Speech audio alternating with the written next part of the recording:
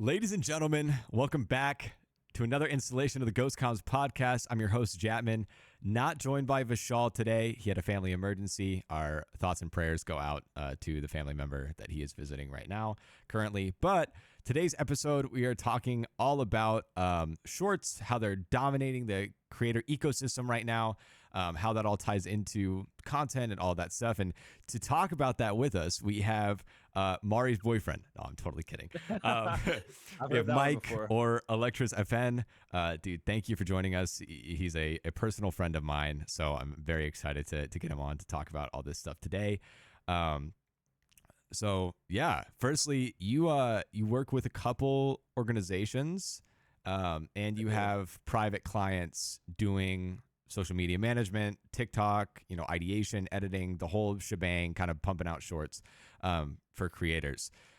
So obviously, shorts have become maybe the DNA, or they're just so it's a big pillar of content now. Absolutely. How did you get into where you're at now? Like, how did that all start? Dude, it's a long story, but I'll try not to take up the whole hour. So basically, embarrassingly enough, maybe 4 or 5 years ago, one of my high school friends, she went viral on TikTok, and I was like, okay, that's interesting. I'm kind of jealous. She's getting all this attention. She's getting all this clout, whatever. I want to try it. So I tried posting thirst traps. Oh yeah. My God. Okay. Yeah, so I started posting thirst traps when I was in 10th, 11th grade, and they did well. I got like 30K followers. Like Vinny Hacker type of thirst traps, like shirt off abs type deal, or like what were we doing?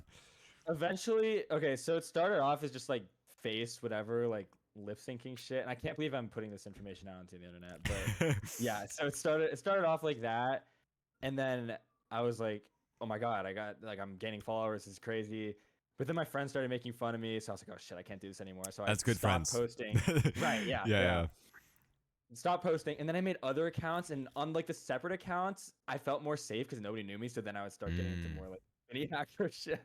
Oh jeez. But yeah, that stopped once I realized this is the most juvenile shit in the world. So stop that. But basically, later on, a couple years later, I started dating Mari, who I'm sure you guys know. She's a streamer, and I saw she was doing TikTok, whatever, and I was like, shit, I'm not doing anything. I can get into this. Like, I've done this before. I know the basics of the algorithm, whatever.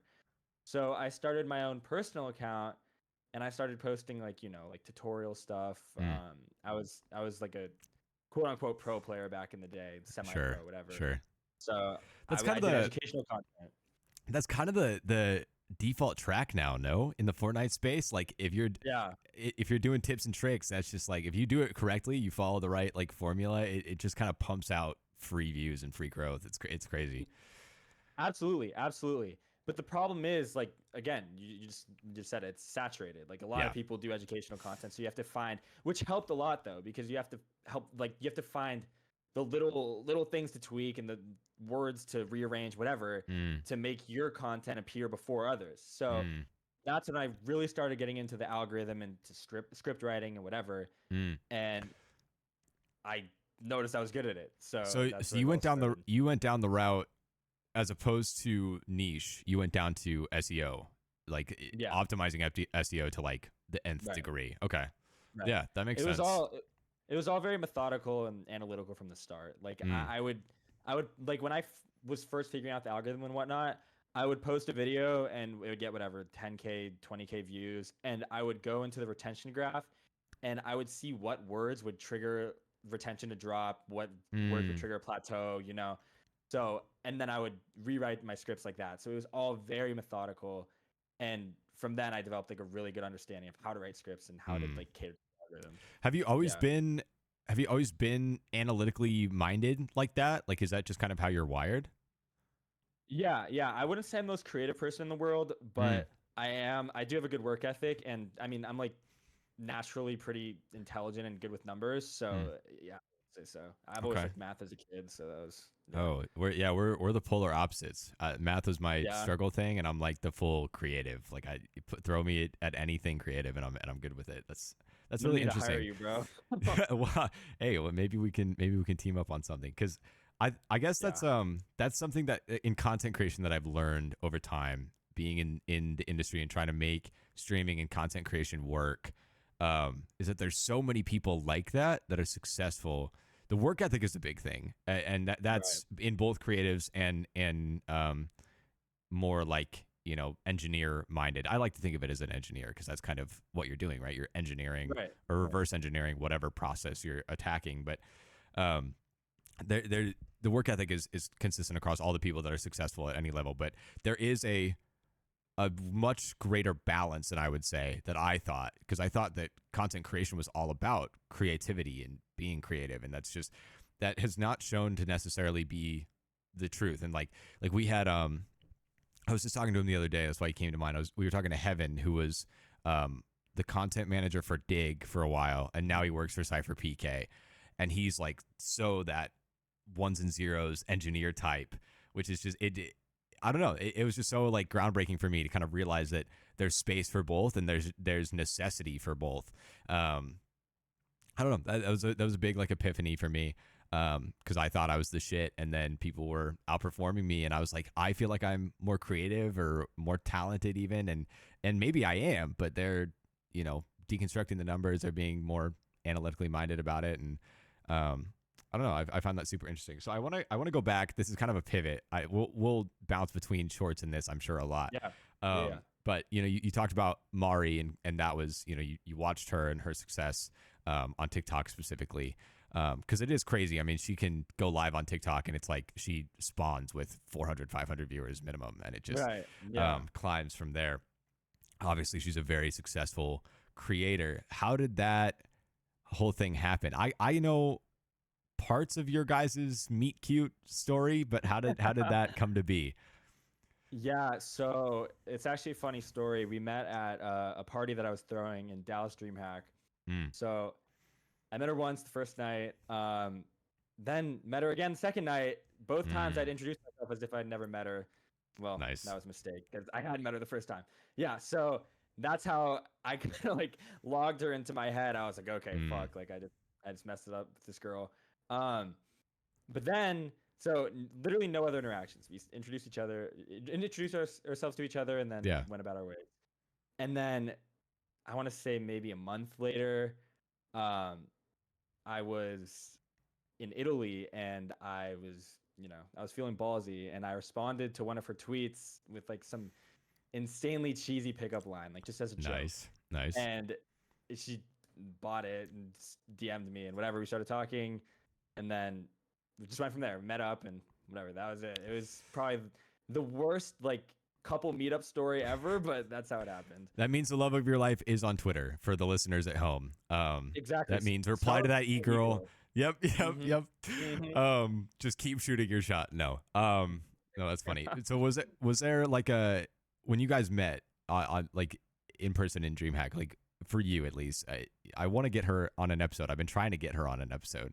Maybe you can Yeah, get her too. But I was there like definitely. an instant like, oh yeah, like that, like at least attraction where you were like, oh yeah, that's an attractive girl. Like, No, I definitely did. I definitely thought she was attractive, but I also thought that I didn't know she was single. So I was like, all right, okay. I'm gonna keep my boundaries. But she told me after that she felt the same way, and Mm, I was like, okay, why don't you talk to me? Like, what the mm, hell? Because I mm. didn't know she was single, and I was Sure. like, you know, trying to Yeah. respect that. But Mm. yeah, so It's there's so hard for women to make the first move, but as a guy right, too, like right. we'll just go anywhere with this episode. But this is like something I've been, dude. I could talk about modern dating culture for so long, but like Oh yeah, specifically this thing of guys have been expected for almost all of human history to approach first, make the first move, whatever, be the pursuer. Um, but there is now like there's so much stuff um, where people are so quick to twist things or to overanalyze things or so much like that. Like it's so hard as a guy to approach because the way that you do it, what you say, like even things that you can't control or have no way of knowing, like people will try and cancel you or ostracize you or all of this stuff. Like, I can say personally, like the old method that my parents and grandparents would have used of like cold approaching a girl on the street, no way I'm doing that, because people are going to be like, oh, you're a creep, or like, dude, so many women are just so terrified of it. Like they're going to misconstrue it as some kind of, like they're going to feel unsafe or they're going to whatever. Like there isn't really a healthy way, it seems, that is like low enough risk to even try. I know. So it's like, yeah, like in that situation, it's like if you are under the assumption that she's not single, or you're not, even if it's just like you're not sure what her status is, like a lot of girls would take you approaching them, even though you have no way of knowing that that's the case, is like, oh, well, get the fuck out of my face. Like it's just such a hard thing. I like, that's a whole tangent that I'm like, I know that it's hard, but I feel like if you're going to put X amount of barriers and label people as creepy for, doing the old fashioned approach or approaching first, then like that responsibility then falls on you, because I can tell you, it could be a woman that I have zero attraction to at all. I will be super nice in, like, if she comes up to me and she's like, asked for my number or whatever, I'd be like, oh, no, thanks, but like, I appreciate you coming up, or like whatever it would be, just because men don't really get approached that much. And it's almost always a nice feeling. I never feel threatened or like it's creepy or anything like that. But anyway, so that's cool. I remember some version of that story that you guys had met in person, but then it didn't really come to fruition until later. So what, you guys just kind of started talking more and more, getting to know each other, all that stuff. You guys are long distance, no? You don't live in the same place? No, she lives with me. She lives with me, but right now she's in wherever she lives, visiting her mom. So okay. We do live together now, though. So we did long distance for maybe like a month, and then gotcha. Yeah. Well, it's not preferable, so that makes sense. So how is that? This is the meat. How is dating someone who obviously gets a lot of attention, just in general, but obviously a lot of attention from simpy, horny, Twitter guys, and like for the Fortnite population specifically. I mean, like, I remember that tweet of Mari when she was like in the gym with Bucky, and that was like a whole big deal. You know what I mean? Like, I don't know. Me personally, I don't know if I could handle the idea of like my girlfriend, getting that much attention constantly, getting the types of messages that people send, both in chats and in private DMs. I mean, just get like unsolicited dick pics. And I know it happens to like all women, but especially like when you are a pretty attractive woman broadcasting to that many people and with that much of a reach, right. It there's so much more, and it's so much more frequent and all that. And like the whole parasocial thing, of like people feel like they're a lot closer to these creators than they are. God, like they, like people delude themselves into thinking that there's like really something there, or they really have a chance or anything like that. So how is that like experience for you? How do you navigate that and deal with that? Well, I mean, obviously there's going to be some uncomfortable aspects to it. Like you don't want your girlfriend getting a fuck ton of dick pics, not even for your own like security, but for like her sake. Like some wrinkly penises all day. But but like at the same rate, it all comes down to like your like confidence and security in yourself. Like if you truly believe that somebody on Twitter who plays Fortnite all day is going to reach out to a streamer and they're truly going to have more value than you, I mean, I don't know, then you have your own issues. Like it's really just a confidence thing. Like I'm pretty damn confident that there aren't that many people in the Fortnite sphere, at least, who are gonna have more to offer to Mari than I would. And I don't even mean that just like looks wise or whatever. And it's not even an arrogant thing to say, because the bar is so low. I mean, like, legitimately, I'm sorry, but that it's just it's so legitimately the truth. I mean, I can speak as the perspective of someone who has met you and is your friend. Like, you are a very normal, well-adjusted man, which already puts you echelons above like the average Fortnite people. That's what I'm saying. Yeah, you're smart. You're in school. You're mature. Like, we've had good conversations. Like, it's why we're friends, because I can actually not just tolerate you, which is already a bar that most people don't reach in the Fortnite scene. But but 100%. that does come into play when you just know like there's not really viable competition, at least in those spaces, right? That are reaching out to them via Twitch chat or DM or anything like that. Right. Are there any like, do you have any like major horror stories, like any like stalkers or death threats or anything like that since you started dating her? Dude, both of us get like threats all the time. But, That's crazy. that's just like, it's just part of the. Because I've been involved with any element of social media for so long, like since I was, I don't know, 14, 15, I've been doing it. I'm like very familiar with, that sort of interaction. So it doesn't really scare me, but I have had people who like, there's one post which I have to delete after this episode after saying this, but there's one post. There's one post on my Twitter where somebody just completely leaked the gym I was going to, which I mean, that's awesome. Yeah, so I had to hide the reply obviously, but you can't delete replies on Twitter for some odd reason. Oh yeah. So that was just there, and I have somebody presumably from Mari who reaches out to me and he's like, I'm gonna murk you. Like, I know where you go to the gym. He like sends the address of the gym I go to. And I was like, I mean, all right, bro. Like, I don't know. Yeah, what show you want up. to say. Yeah, like yeah, come. Like, really? Like, you're gonna take a murder charge for that? And I mean, go ahead. Like, yeah, it's crazy. It's crazy stuff. No, it is. It is. 'Cause the fact that people like, even if they aren't willing to act on it, even the fact that they have the willingness to say stuff like that to people that 100%. don't know, it's just absurd. Like, yeah, I don't know. It's super interesting, the radical disconnect between the online world and the real world, and like just how people feel so comfortable. I think they take it further than it is, because it's like, you're like, for example, like people talk about like digital footprint. Like you'll see this on TikTok all the time where people post some crazy shit, usually like sexually related, right? Like just some absolutely heinous shit. And people are like, okay, no college for you, right? Because it's like digital footprint. It's a real thing. If a college can find your, or an employer or whatever, like people in the real world can find the silly TikTok account that you made and posted, like they can link that to who you actually are, and there can be real world consequences. And just like things that you say through a DM or a screen or whatever have real consequences. But people love to compartmentalize so that they can have every justification, so that they can do whatever they want on the internet.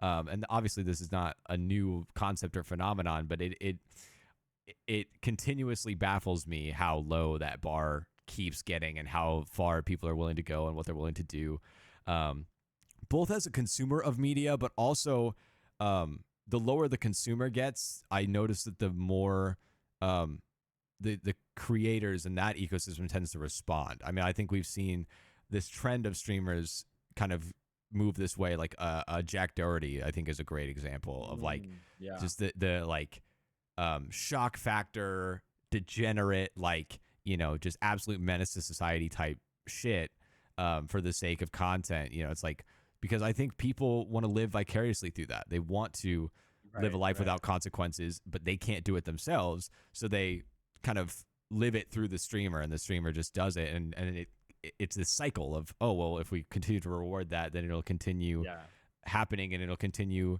creating consumers that believe that's the case. And that's like, I'm a massive advocate of, you have a responsibility as a creator with any amount of platform to be a role model, especially to kids. And there is just a distinct lack of that understanding and actions taken in that vein, to lead kids in the right direction. And I think you look at the Fortnite com, and that is ground zero for that issue. Fortnite creators, like they're trying to make it, and they will do anything. They will say anything necessary to get the clout that they need to make enough money to pay rent or whatever. And they are just indoctrinating these children with the worst morals and ideas and all that stuff. It's like, in some ways, I would say that I've seen worse effects than like Andrew Tate in just like the Fortnite scene specifically. I don't know. It's crazy. No, it's so sad. It's so sad. Ever since I was like 15, 16, 17, whatever, like younger, pursuing a career in professional Fortnite, I would always, I naturally look up to the bigger creators, or not even the bigger players. Yeah. And the toxicity that they emit and just like the lack of positive like messages is so sad. It's so sad because there's so many little kids who look up to these kids like wanting to emulate what they're doing in their life. Yeah. And then they are greeted with such negative feedback. It's so sad. I always told myself that if I were to get to that point, I would want to change that. I would want to be like one of the people. I mean, obviously I never did, but I would want to be one of the people to actually like promote like the next generation of kids like becoming a professional gamer. Like, but so tell me, because obviously, you know, being involved with Mari, who is in that, you know, kind of exclusive upper tier, let's say, of this ladder of an ecosystem, you've probably had a lot of opportunity to intermix with a lot of these people that we're talking about. Like I know for me, the bigger people I've met in the scene and the more I've kind of worked up that ladder, the more I've come to understand the phrase "don't meet your idols." Because like, man, and I've said this on so many episodes of this now, but like those streamers and those players that you look up to are not good people. Like 99.9% of them, it is a rarity, a diamond in the rough to find someone who is even a decent person at that level of success. In this industry specifically, this industry is so vile. It's so toxic. It's so just like evil in everything that it operates. Like the people that make it do so because they are sacrificing morals for the most part. There are some saints. There are some great people that I've met. But have you noticed that? Like, do you agree? Like intermixing with kind of that echelon of people in the more that you've like, you know, been around Mari and those types of people, have you noticed that? I would say this. I would say the saying is definitely accurate. If you're in the position where you're at whatever, like the mid to lower tier of content creator, whatever, and you are idolizing these people, like these people are in a position to be your idol, you don't want to meet them.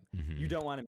They will only treat you with respect and kindness, whatever, either if you're on the same tier as them or if you can benefit them somehow. And for that reason, I haven't really had like a ton of negative interactions with them, just because I don't know, I'm in some gray area between the two. But if you can't serve either of those benefits to them, do not interact with them, because as you said, they had to step on people to get to where they are. Like they had to take advantage of people. They had to do whatever shady moral things to get to where they are. And that will reflect when you interact with them in real life. It's not like that just disappears. It only gets more like prevalent. So, but I mean, in my experience, just purely anecdotally, I mean, I haven't had anything negative. No, than like, you know, like that's good. Me, yeah. I definitely have. I'm not gonna like. Really? Oh yeah. I mean, it's. I wouldn't say they were like necessarily horror stories, like actual anecdotes, so much as like, obviously things that I've heard, being more involved, you know, and like I was in org management and ownership, and like so you hear anything and everything at that level, because it's like if we're thinking about signing somebody, then all of a sudden somebody has a story about that person, and it's like, oh wow, that's, you know, and you see and hear things that never reach the public in the light of day, and like there's so much, like, I mean, dude, blackmail, there's so much going on. Wait, did your mic just cut out, or is that me? Am I good? Okay, you're good now. Okay. No, there's like I've heard stories of blackmail and all of these crazy things of like people have, you know, hold clips over other people or screenshots all this stuff, like everything, you know, like it's actually eerily similar to like any political TV show, you know, all the stuff that happens, like that's exactly, like it's not even exaggeration. That is exactly what's happening on like a slightly smaller scale in the creator ecosystem. Like everyone is using somebody, everyone owes favors to people, blackmail, all that stuff is happening, which is really, really unfortunate. It's so sad. But yeah, because I'm that type of person. I mean, obviously, like I'm getting a degree in philosophy, so I'm always like, oh, I want to get to understanding. I want to take it to its logical conclusion. I want to get to the root of the issue and understand it in its fullness. And when it comes to this, like, my understanding would be that my diagnosis is that the reason it is the way that it is, so much so, is because these people have no real life, that they are only living life through the internet, and that is where that's coming from. Like, if you were to take the internet or Twitch or Fortnite or all of them away, these people would quite literally have nothing of value in their life. Like, they are a digital entity first, and their body is like a hindrance to that. And that's why, like, people like you, because like we go to school, you have like a real life that is separate. It's like, but that's not the norm in this industry. I mean, even so many like of my people that I would call friends in this industry that are like creators or that are doing some kind of job or career in this space, like, they are home 24/7, only interact with people through Discord or Twitter or their PC or whatever. Like, they never get out. And that just, I feel like that is the massive contributor. It's like that distinct lack of social interaction and escapism from the online world and all of that. Like, it's become inverted of what it was designed to be. The internet was designed to be an escape from the real world, and now it's like the real world is not even an escape, but like it's like a hindrance. It's a secondary thought to the internet. Like, everyone, I mean, going back to the dating thing, like, I hate when I see on TikTok and it's like 5 signs that you should break up with him, and like at least 3 of the 5 are going to be like something in regards to text timing or snap score or something that is related to a phone or an app or a social media or whatever. Like, if he doesn't like your Instagram post, and I'm like, you do realize that every generation before this one, for all of human civilization, did not have any of that stuff. It was face-to-face interactions. Sometimes you would go months without talking to people, or like you had to send letters back and forth. And that was like, I mean, when people are expecting like, response times within an hour all the time, that drives me nuts. Like, we have completely shifted our lens of the world to be digital first, and everything else is secondary to that. And like, the content creation industry and the gaming industry is like the forefront of that. It's like the tip of the iceberg in that regard. And it just causes so many problems. And I've said this before, like, I feel like the people who make it in this industry, for the most part, are pathetic bums who were living on the internet because they could not be successful anywhere else, but they just so happen to get lucky enough to start making money and have followers. Like, you think about that, is like the 0.01%, the people that, you talk about, the Buckies and Clixes and all of those people. But like, there's so many other people that are living the exact same way, but just haven't had that break yet, that it's like you would call these people failures in life, and you call these people successful only because they're making money and have followers. And me personally, that's not how I measure success. I mean, like, but that's the world that we live in, the capitalist society that says, yep, that's it. You got it. You got fame and money, and that's all that matters. I don't know. That's just no, I totally agree. And it's not even like the fame exists outside of the digital realm. Like, it's solely confined to this very niche community of people. Yep. And that's what amazes me so much when I hear people say like, oh, X person is my idol, this pro player is my idol, whatever. And they care so much about the interactions with them, and they want to do so much to please them. If that person stepped outside their house, turned their PC off, and went for a walk for 20 miles, I guarantee they would not be recognized by a single person one time. Yeah. And like, that's what I just cannot understand. Why these people place so much value onto the pro players or whatever. Like, I love them. I have so many pro player friends, and I think they're great. Obviously, I'm not trying to diss them. Yeah. But guys, like, you guys aren't Drake, like, you're not Drake. Yeah. It's for real. It's not real fame. It's not real, Yeah, and I mean, it is an each their own thing. But me personally, fame doesn't mean jack shit if you're a terrible person. I'm sorry. I do not care how many followers I have or how many people know who I am if the impression that I leave on them is that I'm a jackass or a douche or any of those things. And that's just like, I don't know. So I go back to that again of like, yes, this industry is amazing. I love gaming. I love content creation. There is a space for it in society and in human nature. Like, we love to entertain, and it should be an escape from the real world. It should not be your entire life. It should not be the only thing that you think and care about. And it's Totally. deviated from that, and COVID contributed to that a lot. Yeah. Um, Yeah. that was a big thing. But yeah, I mean, I that's my encouragement for everyone is find some balance. Do some other things. Like, I was Please. all online for one semester last year, and I was at home all day. I was streaming. I was doing like the whole like grind while I was doing school, and like that was probably the most unhealthy I've ever been. I was tired all the Yeah. time.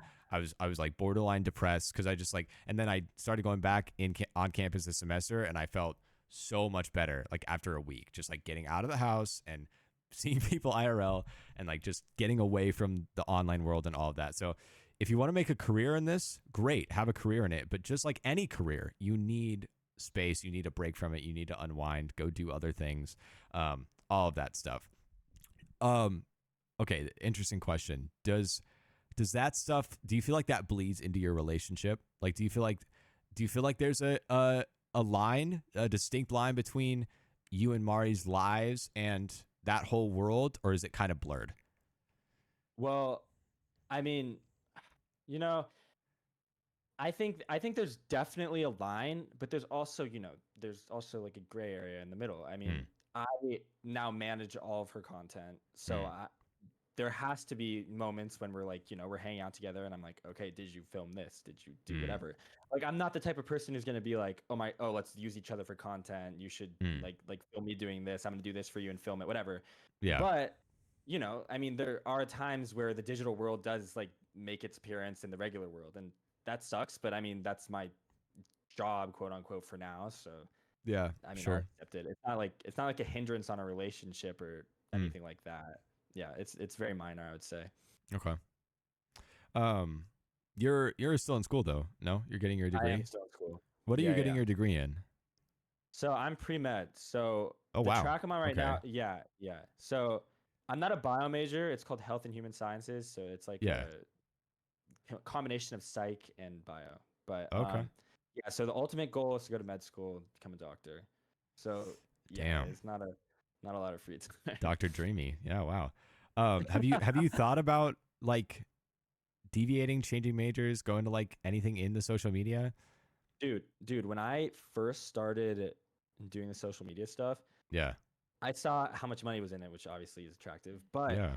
I realized, okay, this is fun. This is what I enjoy doing. Mm, Uh, and I for a brief moment I thought, okay, maybe I'll switch to marketing, maybe I'll switch to business, maybe mm. I'll do something along those lines, and I'll have a degree that I can fall back on, and maybe that'll supplement my passion in social media. Yeah.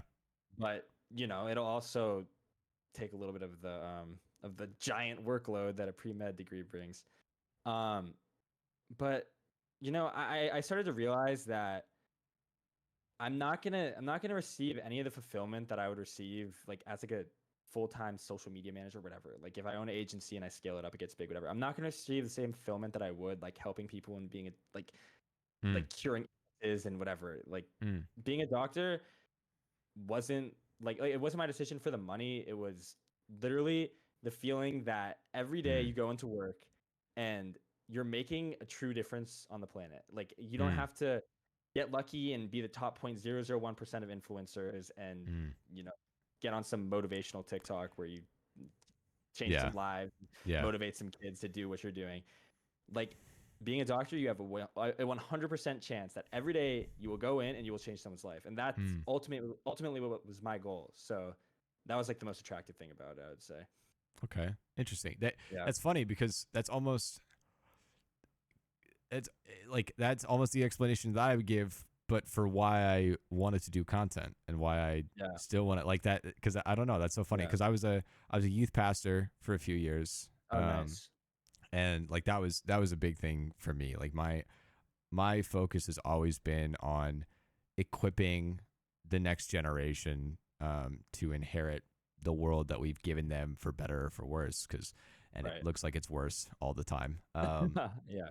But like, I don't know. I just saw so many disconnects, and like especially, young boys. Like I was obviously very naturally close with a lot of the middle school and high school boys in our youth group, and Yeah. like seeing how they're kind of being raised by social media and how they're, the ideas that are permeating through that and all of that stuff, especially when it comes to things like their perception of women and things of that nature. Like it was really disappointing, but it also was like, okay, I at least have an opportunity to make some difference, and address those things, because a lot of the time it's not the nature of their character that's making them, they're just at that age where they're so impressionable. It's kind of what gets to you first, what impacts you more, that those are the ideas that they're going to carry. You go through so many shifts in that age. And, so then I was like, when I was getting into like Fortnite and it was becoming the worldwide phenomenon that it was, I was seeing all these massive creators, and I saw a very distinct lack of like good role models, where I was like, oh man, they have like Ninja was pulling, however much, 100,000 average viewers every single stream. And actually, I don't think Ninja is that bad.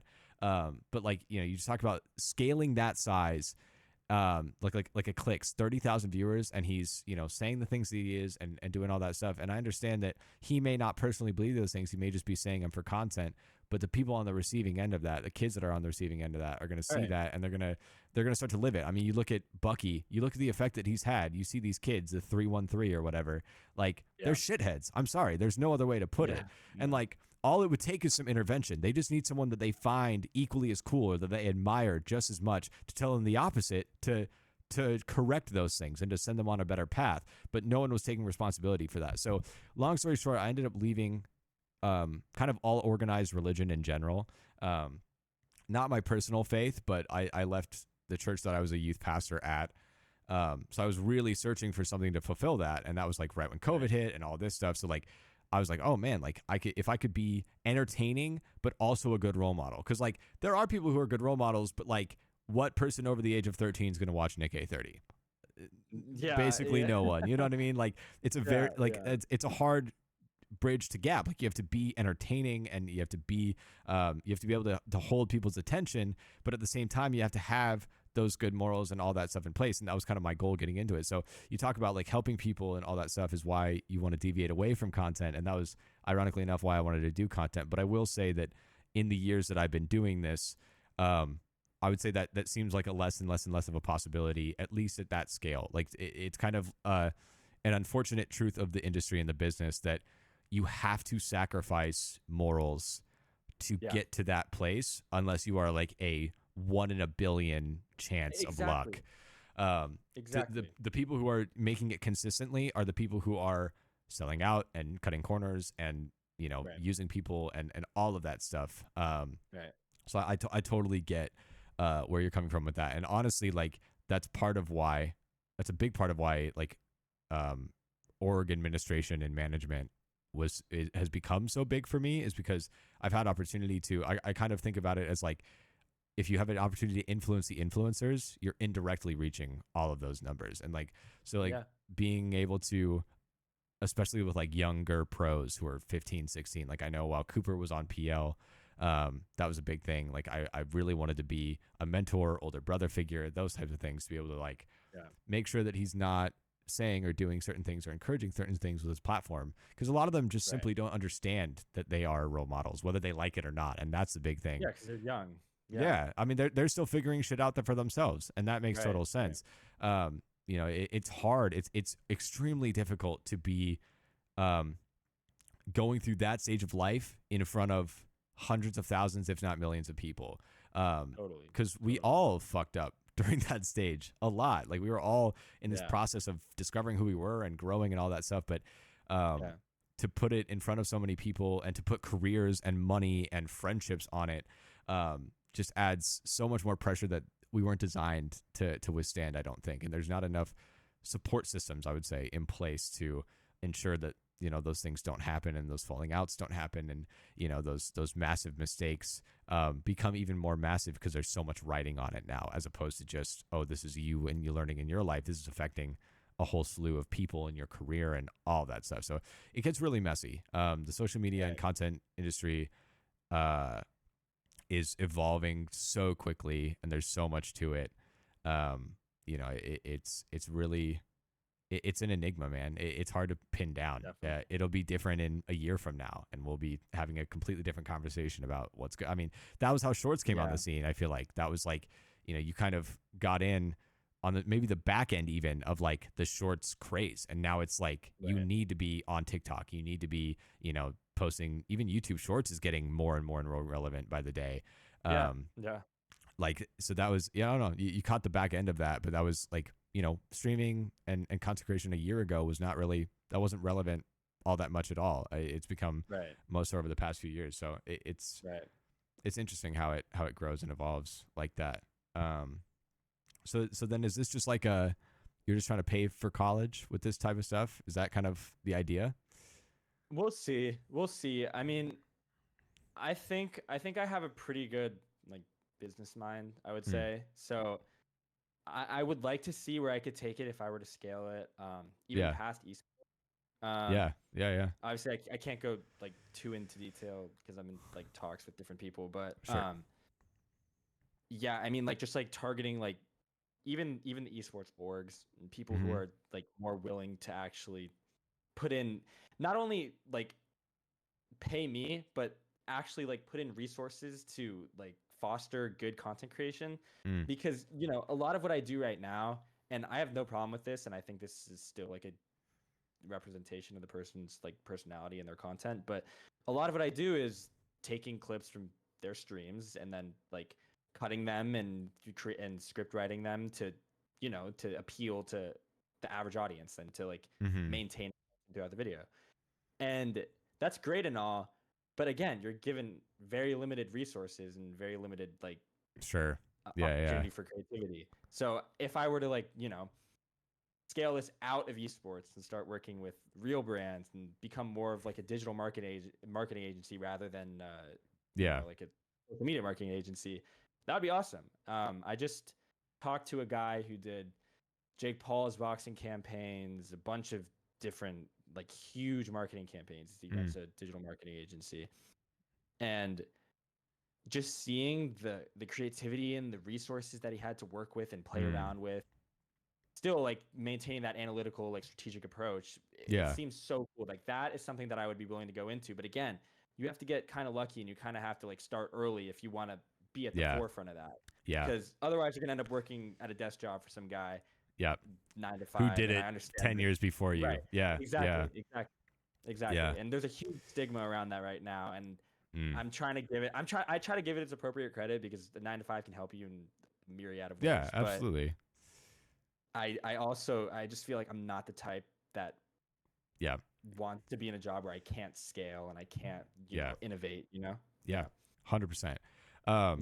That's part of what is so attractive about esports to me, is that that's not the case. Is that the people who are in esports right now are establishing that, because the industry is just so young. There's no the cement hasn't dried yet. There's so much malleability in it right now, and specifically about the org scene for myself, like I want to figure out the successful formula, because no org is like a money machine right now. That's just, they're all bleeding money. They're all sucking out, and like, it's people who are really passionate about it that are doing what they can to help it maintain in the space and try and ride it out. But like, someone's going to figure out that like golden thing that changes the industry overnight.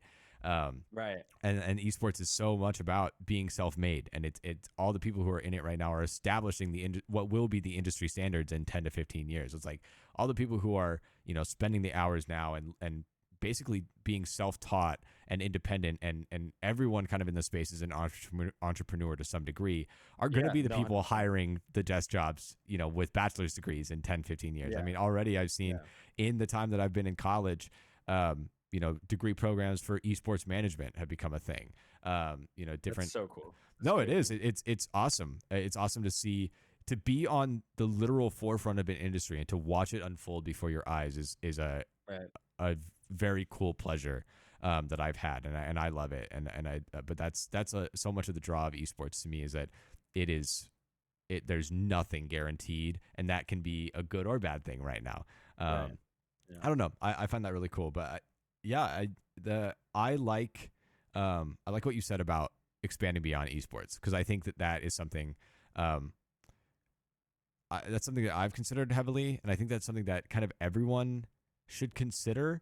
I Um, know. or even just doing it in tandem. Like you don't need to be so locked down to one thing. Like especially content creators, I find this trend so much of content creators who get something that works to some degree and then they plateau, but they don't want to fall, so they just force themselves to Oh do my this God. thing all the time. They do the same streams, they do the same content, and they force themselves, and they hate it. They are so miserable, but they're like, but this is the only way I'm going to make money, and they don't want to take any risks because they don't want to fall below some threshold. And the reality, unfortunately, that I would say is, you know, you may not be ready per se for full time as a creator yet. If Right. that's the case, if you are so close to being in the red every month, then maybe you should take on even just a part-time job, right? Because if you had enough to be Right. full-time with this shitty, miserable lifestyle that you're living, like, then take on a part-time job, do something adjacent to it. Like,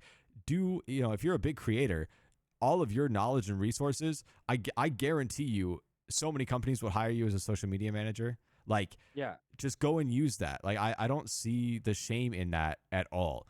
I know. I know. And that's so, but you talk about that, and I like in content specifically, I'm like, there are so many people that I know in the Fortnite space where if they started doing IRL content or really anything besides Fortnite or gaming in general, they could be massive. They have so much talent, and I'm like, Yeah. you are putting yourself in a box, and I don't understand that. Is that I something know. I that you've know. like encountered with your clients, or that you've like said to people?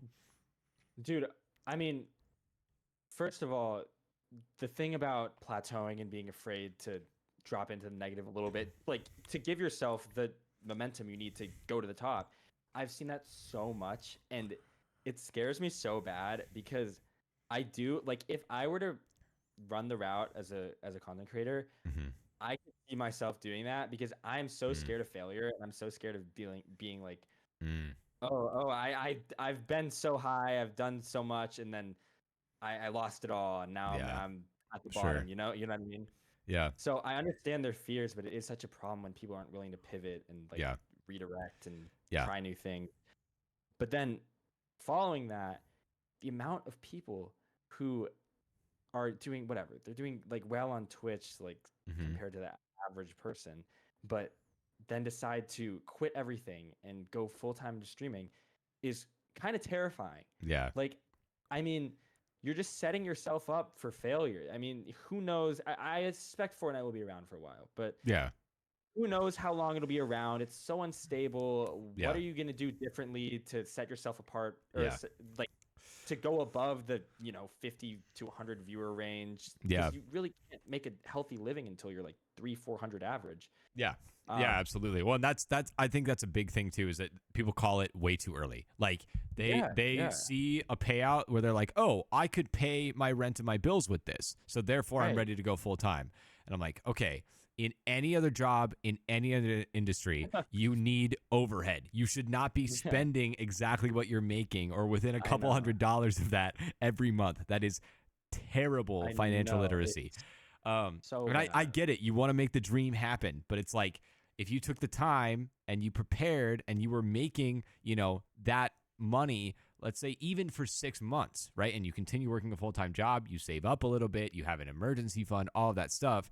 And then you go full time as a creator, with more momentum in that time as well. And you have all of the infrastructure in place to continue to support scaling. I think that's the biggest thing too is people go full Exactly. time and they don't scale. They're like, okay, I'm exactly where I need to be, and they don't try and push it beyond that. It's like, okay, like you said, if they're doing Twitch and TikTok, let's say, and they're making enough where they are like considering going full time, it's like, in the 6 months, where you're saving and working full time still at a different job, let's start planning for a YouTube. Let's start, Yeah. let's plan for expansion to create other Yeah. revenue streams where we can support that financially, where we can Totally. scale, where we can have some security, where we can have some cushioning, where we're not Right. outputting exactly what we got in the last month, where it's net zero. I like that. I mean, Mr. Beast, I think even tweeted about that, like, Yeah, he did. He did. where I he was saw like, that. I see so many creators do it way too early and they just fuck Yeah. themselves. Um, Yeah, it is. It's totally scary, and I get it. Everyone wants to make the dream happen, but you got to give it the right time. You got to wait it out. Like make sure the conditions are right for that thing specifically, because it's a massive life step. It's a massive change that you can't just waltz into and do it right. Some people get really lucky, but most people don't. Um, and like you said, like when you're at that 50 to 100 range, you haven't really made it yet. Like, yes, you can maybe even get Twitch partner, but there are so many partners that as soon as they hit partner, they fall off, they stop making money, Yeah. and they're like, Yeah. oh, fuck, 100%. I'm fucked. Yeah. 100%. Yeah. Yeah. No, people will look at like Clicks and Booga and whatever and all these successful players and think, okay, I can do that. They grinded, they played the game a lot, and then they're successful. But the thing is, not everybody's going to win World Cup. Not everybody's going to qualify for World Cup 5 times. They both got their starts there. Well, and most people are like like Ninja. Ninja started from zero, and he worked a job, and then eventually he found success because he found a new game and he was good at it. Like, it's just you have to like give yourself some backing. And even with the Clicks example, it's great that you bring that up because there's a key thing that people overlook with those examples specifically, like because already right with Clicks and Booga and whoever, you were talking about the 1% of the 1%, like some of the top creators in the world, but like with Clicks, yes, he had a massive condition that boosted his growth in like the way he qualified for World Cup and then the momentum following that. But dude, so many people have that moment and don't capitalize on it. And like there are so many people that have had that opportunity. They've had that raid, they've had that clip, they've had that whatever happen to them, and then they still don't make it. It's like it takes so many things. And like Cooper is a great example. The reason Cooper is where he is now is because of his parents. And I've talked about his parents before. Like as soon as he got some attention because he got second in Grands with Miro, like that was his make or break moment. And his parents did everything subsequent. They got him a manager. They did everything necessary. They told him to stop saying certain things, and they kept him in check and all this stuff. Like they gave him everything that was necessary to take that moment and truly capitalize on it and use it to scale and maintain the momentum. So many people have that moment and they don't capitalize on it well or well enough, and they just ride it until it dies out, like everything does with hype. They don't take care of it. They don't nurture that moment into a career. So even with the top 1% of the 1%, like if it weren't for Clicks's parents and his manager and all of the people around him that helped him maintain that momentum and create infrastructure to scale his business to what it is, he never would be at the moment that he is now, even with qualifying for World Cup. Booga, if he had won and then just done nothing with it, if his parents hadn't gotten on top of it and maintained the momentum, like social media is momentum based. It is completely about, once you get something rolling, you need to continue to support that, and you need to continue to move in that direction. You cannot just try and use the native momentum. You need to try and continue pushing it to get more. And that's what so many people fail to realize. They just go, oh, if I have that big break moment, then everything will resolve itself. And it could not be further from the truth. 100%. 100%. And more people need to realize that. Yeah. It's terrifying. It really is. Yeah, it is. It is. What do we talk about? We talked about a lot. I know. From dating to what it takes to become a successful content creator. Yeah. Everything in between. Yeah.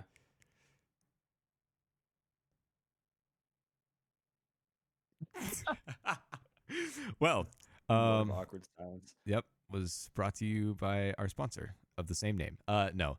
I don't know. Could you see a world where you like drop out of school and scale an agency and do this full time? I mean, listen, like ideally, yeah, I would love to. I think that I have the work ethic and the mind that is necessary to do that, but I will never, ever, ever do it prematurely. I mean, I don't know where I'm going to go with this. I have no clue. I can be as optimistic as I want, but just to like quantify it, until I'm making like at least 15, 20K a month, I would not even about dropping out of school. And that may seem like a lot, and that does make like a healthy living, but you have no clue where social media will go. You have Yep. no clue where the influencer market will go. Yep. You have no clue how content monetization will go. Yeah. All these things are things you have to consider. And Yeah. I'm not ready to drop a full-time career for something that could go to shit in 2 years. So while I would Yeah. love to say, yeah, I'm dropping out tomorrow, I can sustain myself, so I'm good. No, it's Well, just not a reality. like for example, a great deal of your business would be centered around TikTok, which is in talks of being banned in the US. So like, I know. if that were to happen, you and so many other people that we know, their careers would be over overnight. Like truly, they would be homeless, left on the street. They would not be able to support themselves at all. They'd have to move back home. And then, just like we talked about earlier, I mean, I love these people that I'm talking about. Like so many of them are very dear friends to me, but like they would kind of have nothing. Like if TikTok were to shut down and they couldn't support themselves anymore, they would be living at home with no degree, no job. Like they would have to go work at Target or McDonald's or whatever. And like they would just almost overnight be a nobody, which is a really scary thought. Like, yes, people love to idolize and, they love the glitz and the glamour and all that stuff. But it's like, it's super fleeting. It's not as big as you think it is. Something else that I've talked about a lot is like creators are not making as much as you think they are. Like, obviously, you hear the massive numbers, but like, for example, the average full-time content creator, Twitch partner or whatever, 200 average viewers or whatnot, is not making near the number that you think they are. Like they are basically paycheck to paycheck, which is crazy because they love to make it look like they're not, because that's kind of part of the whole illusion of it. It doesn't seem as alluring when, it's like, oh, well, yeah, like I almost missed a payment this month. Or like, when people like joke about, oh, you need to sub to me so I can pay rent. It's not really a joke a lot of the time. Like that is. I know. Yeah. Yeah. Yeah. And the funny part is like, they'll like get all these nice cars and whatever, and you're like, wow, they must be doing really well. But then you fail to recognize the fact that they're living with 4 other people, and they pay little to no money in rent, like all these like expenses that are gonna multiply times 10 when you want to like start a family and whatnot.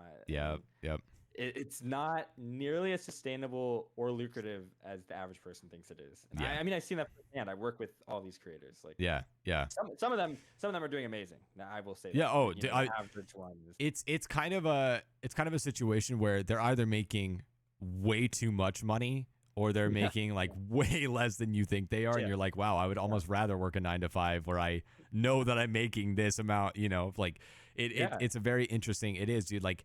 The disparity, because the numbers can be the same and these people can be making 6 figures and then there's some people making low 5s and you're like, whoa, like it's a crazy disparity, and it's dependent on so many things. And that like it's why we've seen a rise in creator-led businesses too. I think that's a super cool trend that I've seen, that I encourage. It's like, get out of just gaming, get out of just content. Like, Epic Whale has his mousepad company. Cease just started his, like all these things. And even like agencies, consulting, I've seen some creators step into that as well. Because I know that you were running your own TikTok. Do you like the back end more, or would you like, if you could do it with a guaranteed salary, let's say, would you be a content creator? Like, would that be your 100%. Preference? Okay. Yeah, my dream was always to become a content creator, pro player, whatever. But I started to realize that I'm just either too late or it's going to be luck based. So I decided to pursue something that was a little bit more sustainable and a little bit less lucky, I guess. Yeah, absolutely. But no, I always wanted to be like, not even just because of the numbers, but I wanted to be the guy with like 2,000-3,000 viewers who everybody wanted to play like, or everybody wanted, everybody wants that, but it's just not realistic. And at some point, you get mature enough and old enough to realize that, and then you start going elsewhere with that. Yeah. What about Mari? Like, is her plan to just do this until it doesn't work anymore? Like. Yeah, it's interesting. We've talked about it a few times. I think what she really wants to do is, and I've kind of like pushed her in this direction. Like, you got to get out of gaming eventually if you want this to be a sustainable. Yeah, 100%. It's just too unstable to sit in gaming the whole time. So she wants to, like, build a following in gaming and build a community that will follow her to Yeah. wherever else she goes. So I think Sure. if she can get to that point, then she'll be fine. But I mean, it's scary. It's like Yeah. I it's a don't know. I very just like, unstable thing. I'm thinking like, when you're 30 and you have kids or whatever, it's Right. like, what are these content creators going to be doing at that age, at that time in their life? Like, I feel like that's another thing is like, we don't have like the data per se to say, this is how long the average content creator's career is. I mean, you look at like the NFL even. Like the NFL, those are the people who made their dream happen, and the average NFL career is 3 years. Like Right. they reach the echelon and then they dip out, in 3 years, and most of them go broke. I think it's like 80 something percent go broke within the next 5 years because they don't know how to They're manage their working another money. job after. Yeah. Yeah. And like, I mean, they usually can score something a little bit better than the average entry level or the average 9 to 5 just because of who they've been or who they know or whatever. But I don't know. That's something I find super interesting with the creator thing too. Like that kind of ruins the allure or the image of like, yeah, like what happens when you stop doing it or when it runs out or like, and that's where I encourage like go into social media consulting, go into marketing, go into like go work for a company. I would not mind at all being a content creator for a company specifically where it's like you're making some type of videos for them, I mean, dude, so many people are doing that with like TikTok, where it's like the intern is just a paid intern where they're just making TikToks all day for their company and trying to get viral. There's no shame in that. I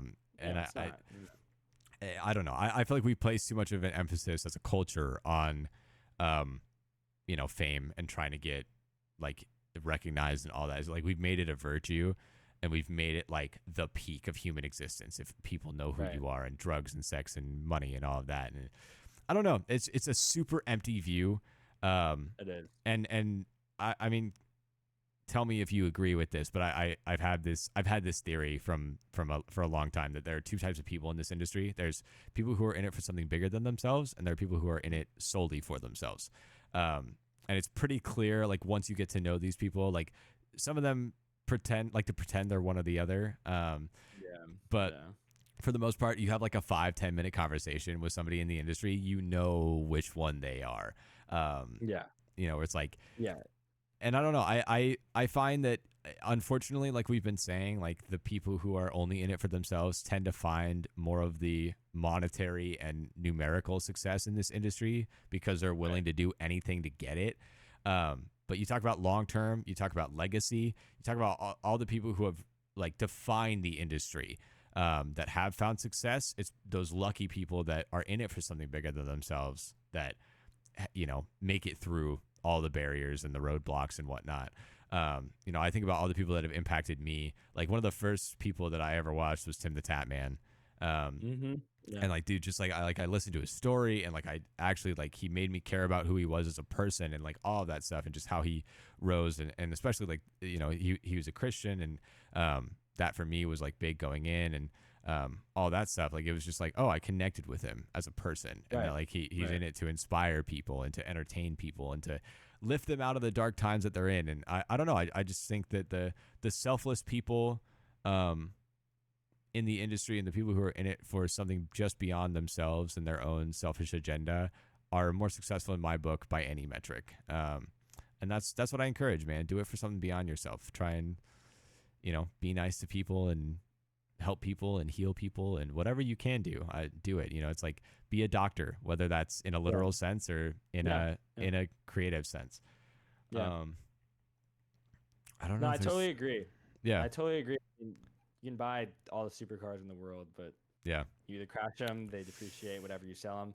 Nothing is going to last besides for the impact you leave on people. And I mean, I want to put myself in a position where even if 10 people know my face, know my name, whatever, I want those 10 people to continue on with their life with something positive that I've given, taught, or whatever provided to them. Have you seen that? Have you seen that TikTok trend where it's like it's AI and it's like, show me $1 pancakes, show me $100 pancakes, and it's like show me $1 billion pancakes, and then the last slide is like show me priceless pancakes, and it's like your family at home, it's like your mom made pancakes.